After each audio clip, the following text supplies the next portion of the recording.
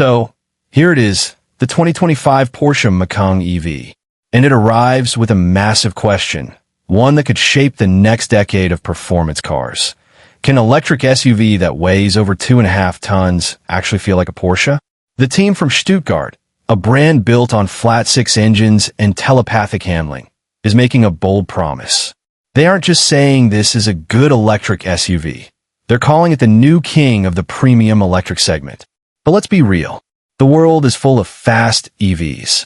Competitors from Tesla and BMW are already here, offering neck-snapping acceleration and impressive tech.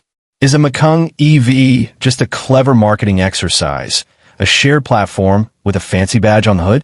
Or has Porsche genuinely managed to inject its legendary driving DNA into this new electric world? Today, we find out. We're not just reading spec sheets. We're going to push this 630 horsepower turbo model to its limit. We'll explore its groundbreaking 800-volt architecture that promises to make range anxiety a thing of the past. And most importantly, we'll see how it stacks up against its toughest rivals to answer that one question. Is the 2025 Porsche Macan EV all hype, or is it truly the new king? To really get the Macan EV, you just have to look at it. Porsche design isn't just about making a car look good. It's about function creating the form. And you can see that philosophy everywhere here. At first glance, it's still a Macan. It has that same tight, muscular stance and aggressive posture that made the original gas model the brand's bestseller. But the longer you look, the more you see the changes driven by its electric heart. Let's start up front. The most obvious new feature is the split headlight design, borrowed from its big brother, the Taycan. Up top, you have these slim, 4-point daytime running lights that give the Macan a sharp, futuristic look. The main headlights are actually tucked away lower in the bumper, almost hidden. This isn't just for style, it helps create a lower, more aerodynamic hood. And aerodynamics is the secret story of this car's design. The entire front end is incredibly clever about managing airflow. There are active air flaps in the lower intake that close on the highway to reduce drag, but open when the batteries need cooling. Air is channeled through functional curtains at the corners, smoothing out the flow around the wheels, which is a huge source of turbulence. All of this adds up to an impressively low drag coefficient for an SUV, which is critical for squeezing every last mile out of the battery. Move to the side, and you see that classic Porsche flyline, the sloping coupe-like roof that flows cleanly to the back. It's even more dramatic here than on the gas Macan, giving it a much sportier profile. The doors are now frameless, a premium touch you usually see on high-end coupes that adds to the sleek look. And below them, you'll see those signature Macan side blades, but they've been sculpted to help guide air along the car's body. Then you get to the rear, and it's pure, modern Porsche. A full-width, 3D light bar makes the car look wide and planted, especially at night. But the real party piece is the adaptive rear spoiler, a key part of Porsche's active aerodynamic system. It stays tucked away for a clean look in the city. At higher speeds, it extends to an eco position to improve efficiency. And when you switch into Sport or Sport Plus, it moves to a performance position to create real downforce, pushing the car onto the road for better stability. It's engineering you can actually watch as it works. When you put it all together, the low nose, the sculpted sides, the active aero, you realize this isn't just an updated Macan. It's a total rethink, designed around the needs of an electric powertrain. It's leaner, sleeker, and looks more advanced. It manages to feel both familiar and brand new at the same time, which is one of the hardest things to pull off in car design. It's not just a Taycan on stilts or an electrified version of the old SUV. It's the next logical step, and from the outside, it looks ready to lead the pack. Stepping inside the Macan EV feels like you're jumping ahead a few years. It's where Porsche's two personalities, the focused sports car builder and the modern luxury brand, come together perfectly. The first thing you notice is the driving position. For an SUV, you sit low and feel wrapped in the cockpit, not perched on top of it. It's a deliberate choice, meant to connect you with the car before you even press the start button, which is still on the left of the steering wheel, a classic Porsche touch.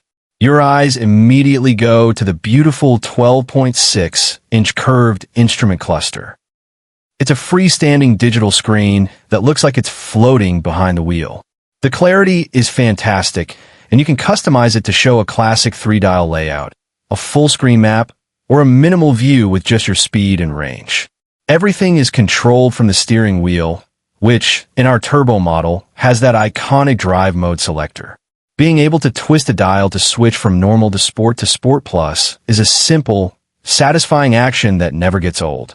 It keeps your hands on the wheel and your mind on the road. To your right is the main 10.9-inch center touchscreen, your hub for navigation, media, and car settings. It runs on an Android Automotive OS, so it's quick, responsive, and has apps like Spotify and Apple Music built right in. Naturally, Apple CarPlay and Android Auto are standard. The layout is clean, and while there's a ton of functionality, Porsche was smart enough to keep physical toggle switches for the main climate controls. And honestly, this is a huge plus.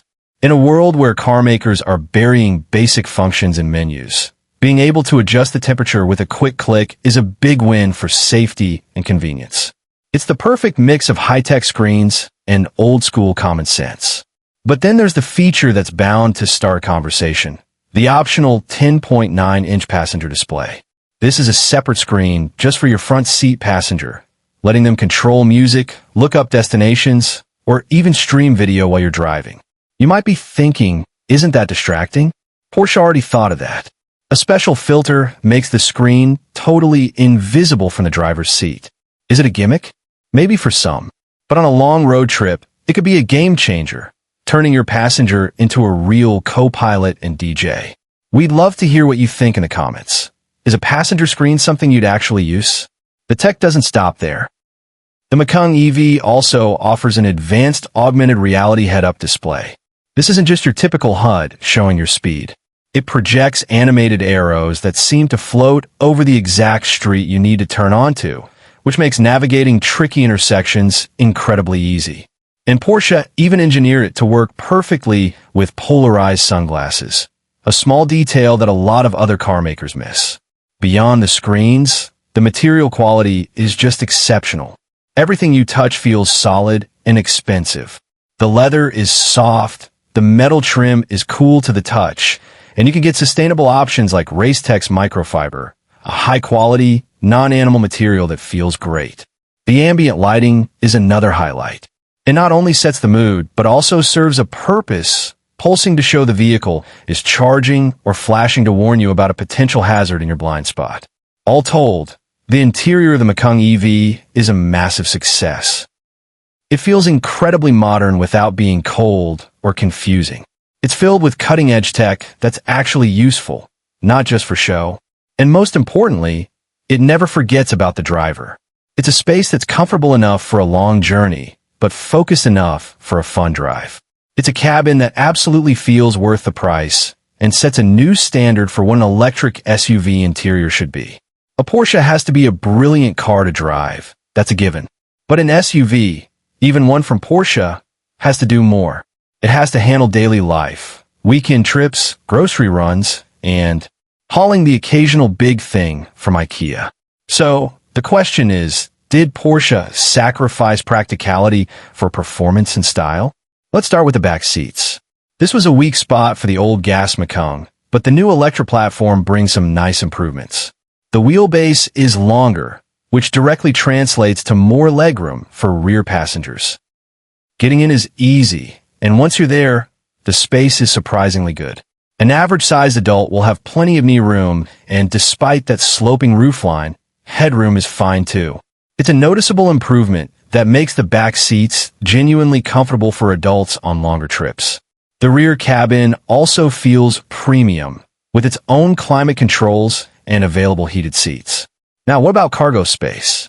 Behind the rear seats, you get about 18 to 19 cubic feet of space.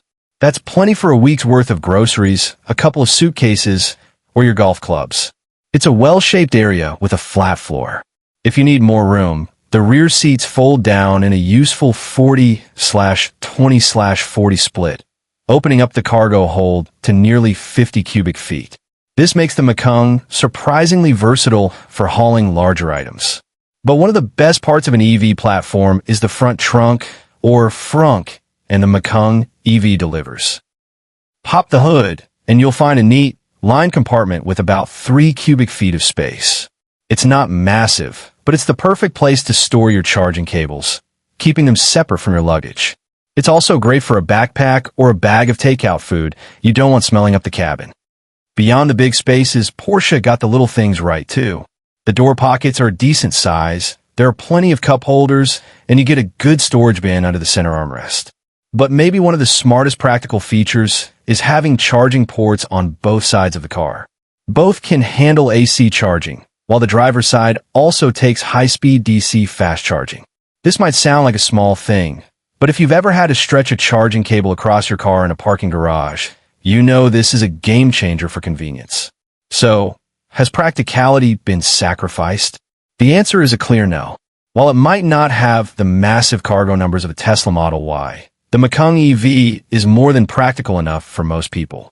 It offers more rear passenger room than its predecessor, a flexible cargo area, and smart features that make it easy to live with. Porsche walked that tightrope perfectly, creating a vehicle that's both a thrilling machine and a capable daily driver. Alright, we've seen how it looks and how it feels on the inside. We've established that it's a beautifully designed, high-tech, and genuinely practical machine. But none of that matters if it doesn't deliver on the most important promise of that badge on the hood. The big question remains, does it drive like a Porsche? Before we hit the road and unleash all 630 horsepower, if you're finding this review valuable, do us a favor and hit that subscribe button and ring the bell so you don't miss our future videos. So, we've seen that the Macan EV is an incredible piece of engineering. It's beautifully built, insanely fast, handles like a sports car, and has game-changing charging tech. But all of this comes at a price. And this is where the conversation gets real. Is it worth it? The lineup starts with the base Macan at around $77,000. The dual-motor Macan 4, which will probably be the sweet spot for many, starts at about $79,000. From there, it climbs to about $85,000 for the Macan 4S, and the top-of-the-line turbo model we've been testing starts at a serious $107,000. And remember, those are just starting prices. Porsche's options list is famously long and expensive. It's easy to add tens of thousands of dollars for things like rear axle steering, the Sport Chrono package, and upgraded interiors. Let's put that in context with the competition. First, you have the sales king, the Tesla Model Y Performance. It costs significantly less, is just as quick on paper, has more total cargo space, and gives you access to Tesla's fantastic supercharger network. But the Macan has far better interior build quality, much more sophisticated ride and handling, and a level of brand prestige Tesla can't touch. The Tesla feels like a tech product. The Porsche feels like a meticulously engineered machine. Next up is the BMW iX. If you're looking for comfort and a futuristic, lounge-like interior, the iX is a great choice. It's more of a luxury cruiser. The Macan, on the other hand, is a driver's car through and through. The BMW iX M60 is a close performance rival, but the Macan Turbo is faster, more agile, and more engaging to drive. The Macan also has a huge advantage in charging speed with its 800-volt system. Finally, there's the Macan's own cousin, the Audi Q6 e-tron, built on the same platform. While the Audi is sure to be a fantastic vehicle, Porsche always finds a way to inject its own purr.